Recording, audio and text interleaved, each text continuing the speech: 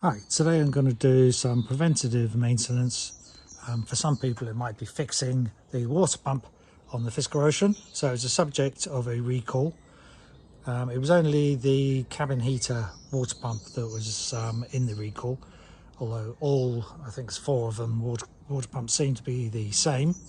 So if you're fussy, you might want to do this to all of your water pumps, but what I'm going to do is remove the water pump, take off the electronics side of the water pump, which is where it fails, and desolder the coils from the circuit board, check for any water damage, enamel it to protect it from any water damage, and make sure it's well sealed. And I'm also going to put in, if I can find room, some desiccant bags to remove any water out of the air before it's finally sealed up, which I guess was a problem in the first place. And I'm guessing why it was only the cabin heater water pump that was sensitive to this problem. Probably when you have air conditioning on cold, that pump is circulating cold water, which makes the water in the air inside the water pump condense onto the circuit board, create some corrosion, and conducts across a couple of the circuits. That is my assumption, so we'll take it apart and have a look. So on my car, it's running perfectly normally, no warning signals on the dash, and it's certainly not in limp mode that happens when the water pump fails. So this is more of a preventative nature, and a video for those people that couldn't get a free water pump and couldn't get it replaced, and that particularly applies to people in Europe and the UK especially.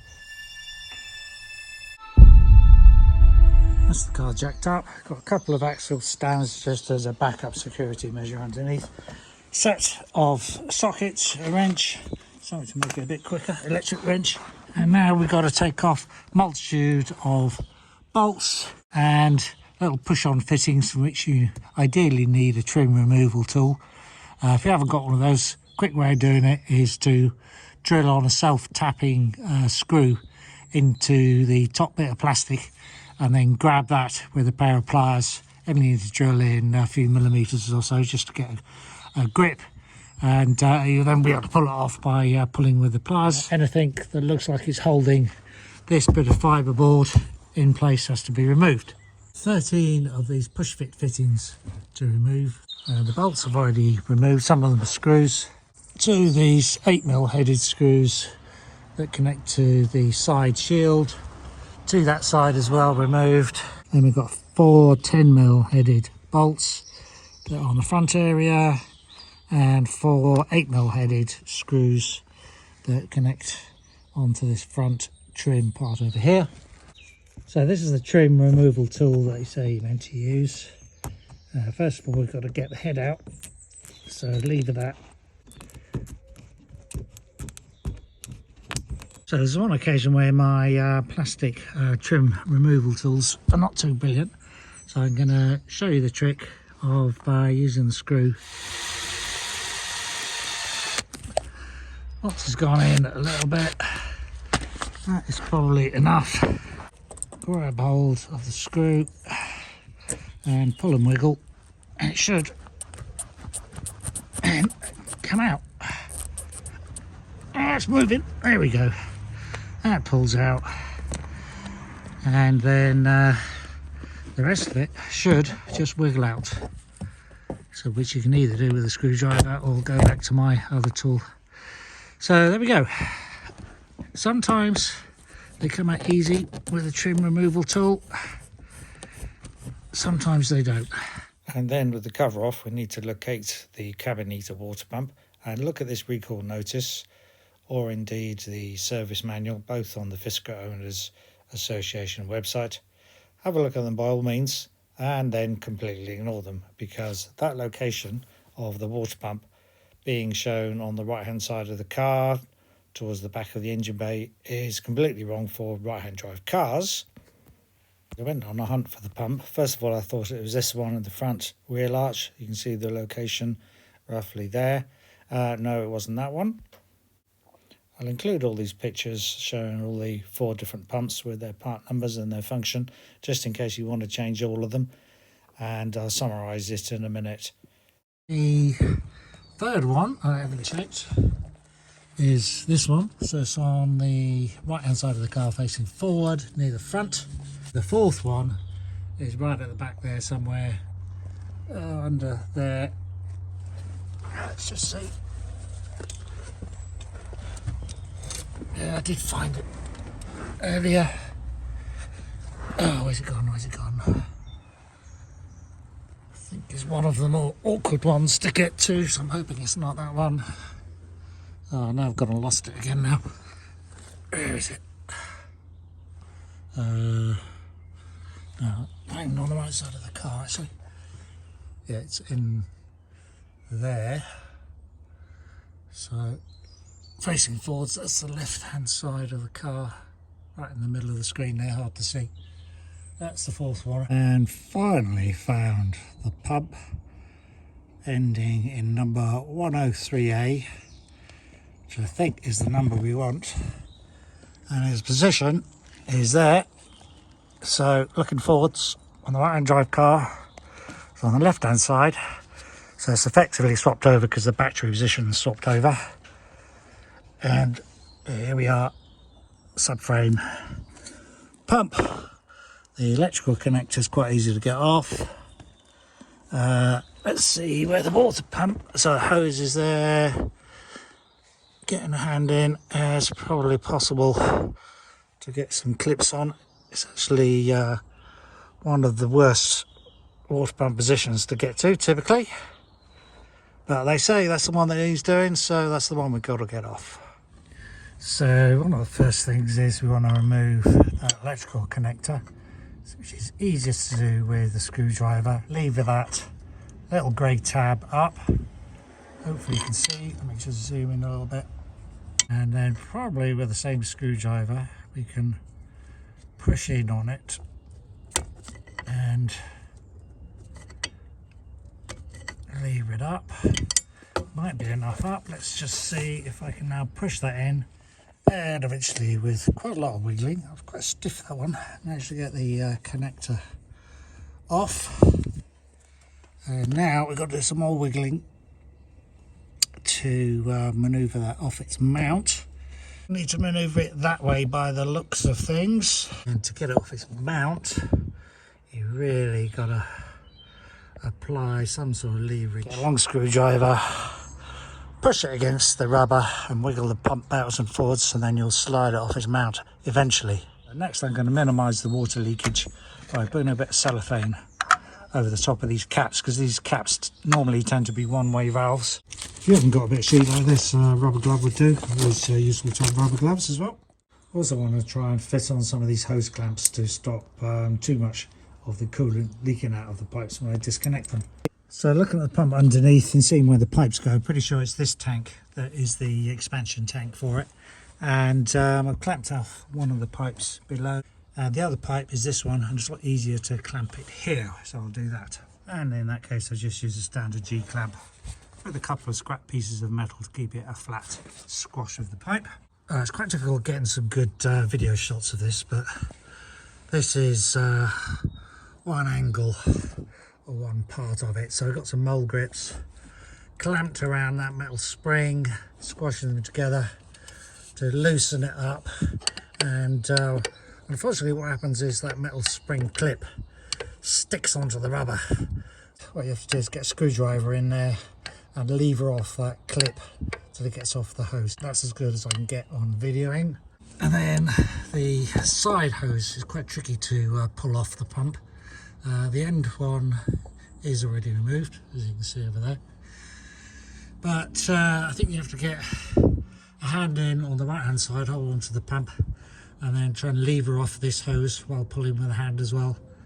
And hopefully it should separate. You can see it's pulled out a centimetre already. And then you've just got to work out where to get the pump out. I think it might come out from the right hand side in the picture. And indeed then it does just about wiggle through that very tiny gap, very difficult though. Let's just zoom out, see where we are. So here we go, just for reference. And there's the pump off the car. So next we're going to undo this end heatsink plate to get to the electronics. So next remove these screws with a T20 Torx bit. And next we have to try and break the seal, and there's a little gap here on one corner that allows us to start off, and that just breaks the seal, which is just a rubber O-ring. And then we've got some heatsink compound on there, more like a glue actually, not very gooey like you normally get. To normally be some silicon type of heatsink compound. It's normally white and gooey stuff made of silicon. Going to scratch some of this stuff off. A little bit surprised that this circuit board does not appear to have any varnish on it at all. And I thought the problem was that there wasn't enough varnish, and there was little pin prick holes in it that was the source for corrosion. But that doesn't seem to be the case. It appears to be more the case that there's just no varnish at all. Obviously designed to go on these patches, which are for conducting the heat, I would guess. Yeah, do we want to strip off this as well? Can't do any harm to leave it on, I suppose. It's a T10 Torx screw we need for these ones. So to remove the board, we've got to desolder these 3 connections to the motor parts, and we've also got 3 connections going to the outside world. And if you've never done desoldering before, I would recommend practicing. Find a bit of scrap electronics in a circuit board or something, preferably with something like transformers on it, or some other big components, and get your soldering iron nice and hot. Probably want a fatter tip on it, to be honest, so you can get more heat transfer. I think I will do that actually. This is a desoldering pump, so you press it in, and when you're ready you press on the end trigger and it sucks out the solder. Quite difficult to stop it sliding around. Ideally it'd be nice if this was in a vice. What we really want to do is suck it so that it opens up a little gap around the connections. Then that allows you to wiggle the wire that's coming through there and effectively loosen it up. Let's do these ones as well. To be honest, I'm not sure it was worth sucking the solder off these. Probably would get better solder and heat connection to these pins if it had the original solder on. It's only worth desoldering with a solder sucker if you can end up detaching the pin from the sides of the hole. In fact, I'm going to re-solder onto these because I'm just not getting very good heat transfer. And then we'll try and gradually heat each one in turn to prise it off, and eventually you can feel the circuit board moving. So I re-soldered these joints with leaded solder, which is a lower melting point, and what I find seems to work is if you melt one, quickly go over to the other, then you start to get a little bit of movement in the board. If you're also levering at the same time with a small screwdriver, don't poke it in too far though, because there are surface mount components on the other side. So similarly on this one, the joints are getting very dry, but I'm not too bothered about that at the moment. And the solder pads are rather large and so unlikely to be damaged. What is important is to get a lot of good conduction of heat, preferably at the same time. If you had 3 soldering irons and 3 pairs of hands, then of course that would be ideal, but we haven't. So I'm going to put the camera down and continue like that, and you can see it's starting to lever off the pins, the wires, so eventually we'll be able to get off.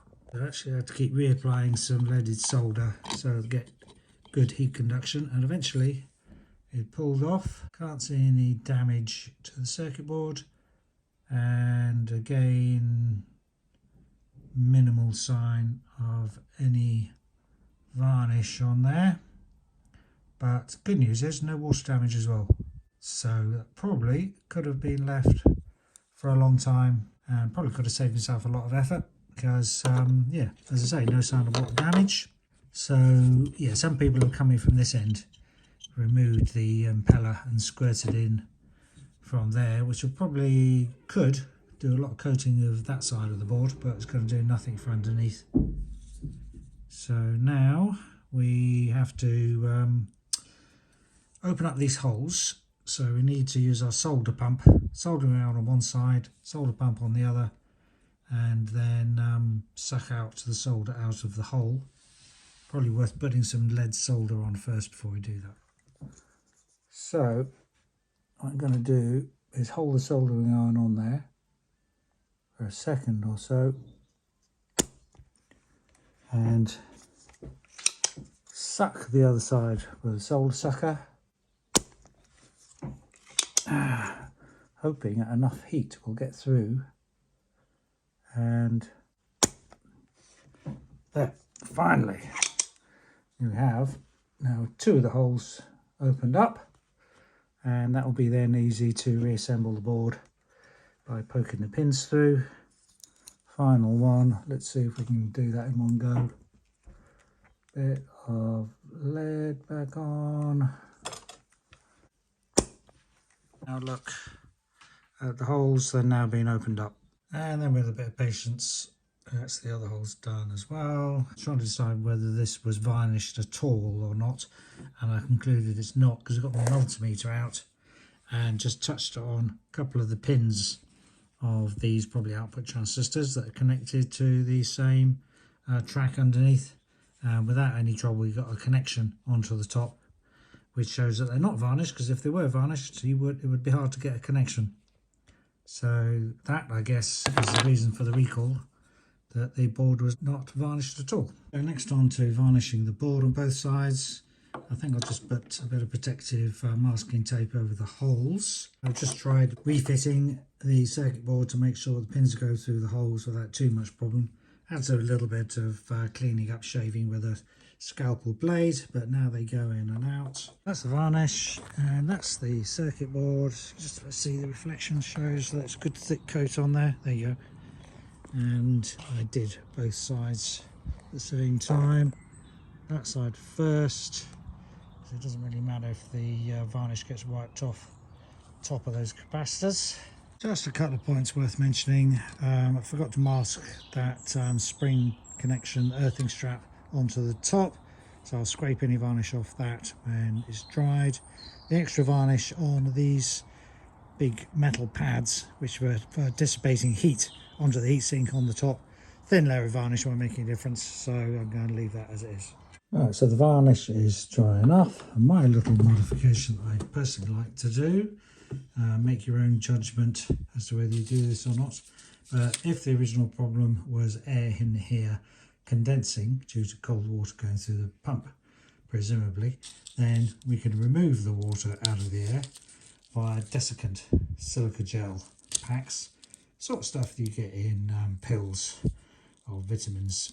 Bit of double-sided foam on it and stop it rattling around, and make sure you position it where there's space for the components. Actually room for two squashed up like so. As you can see, I've got the silicon thermal conductivity compound on. Not as much as I'd wanted, but I think it is good enough. Now we're just going to solder the connections back again. You want to bring the solder and the iron onto the part at the same time, but don't leave it on too long, but long enough such that the solder flows into the hole, and then it should look like a little volcano and be a little bit shiny. And that, I think, is good enough. I scratched off that top contact. Only saw some silicon thermal paste. Look in the video description for links. Don't forget to put your rubber O-ring back in the slot and line this up properly so that that little hole there lines up with that little stud. Put the screws in the circuit board to hold that in place, of course, and then screw down the lid. And then we just have to install it back in the car, which is straight reversal of what we've done to remove it. Makes it a little bit easier getting these mounts on. If you spray a little bit of penetrating oil on them, then it'll slide on better without too much detriment to risk of coming off.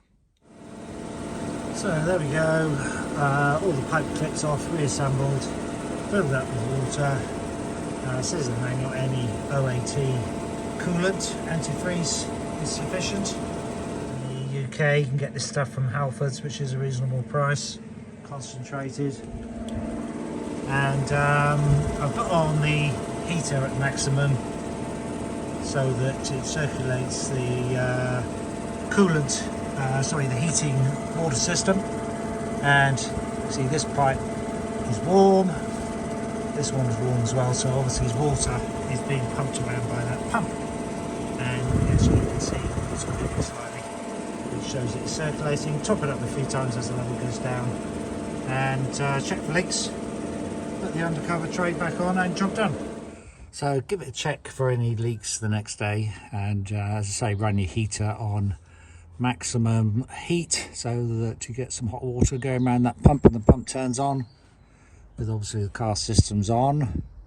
There's a tiny little trouble on that lower pipe, so I'm just going to put an extra Jubilee clip on there to stop that. Also gave it a bit of a wiggle, hopefully it'll settle down.